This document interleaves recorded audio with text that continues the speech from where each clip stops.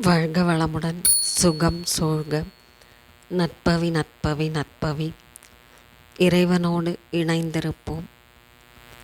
பங்குனி உத்திர விரதம்.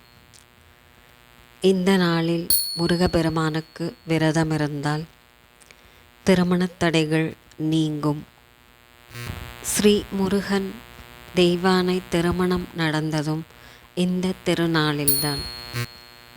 நல்ல வேலை கிடைக்கவும், மனம் போல மாங்கல்யம் கிடைக்கவும், நல்ல வாழ்க்கை துணை அமையவும் பங்குனி உத்திர நாளில் விரதம் இருந்து முருகனை வழிபடலாம். பங்குனி மாதத்தில் வரும் உத்திரம் நட்சத்திரத்தில் விரதமிருந்து முருகப்பெருமானை வணங்கினால் அரசு வேலையும் பதவி உயர்வும் விரைவில் கிட்டும். ஸ்ரீ மீனாட்சி சொக்கநாதர் திருக்கல்யாணம் நடைபெற்றதும் பங்குனி உத்திர நாளில்தான். ஸ்ரீ மகாலட்சுமி தாயார் பாற்கடலில் அவதரித்ததும் இந்த பங்குனி உத்திர நாளில்தான்.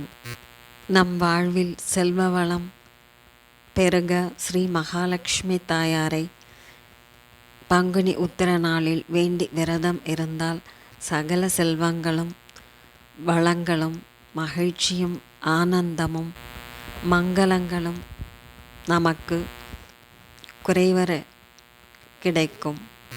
ஸ்ரீ சூரிய பகவானுக்கு உரிய நட்சத்திரமாக விளங்குவது உத்திர நட்சத்திரம்.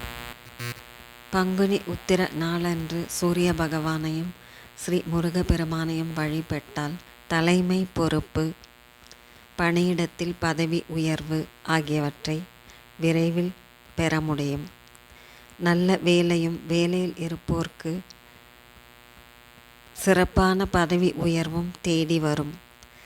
வேலை தேடுபவர்களுக்கு நல்ல நிறுவனத்தில் வேலை கிடைக்கும் என்பது ஐதீகம். வேலை கிடைக்காதவர்கள் பங்குனி மாத விரதமிருந்தால் நல்ல வேலை கிடைக்கும் என்பது நம்பிக்கை.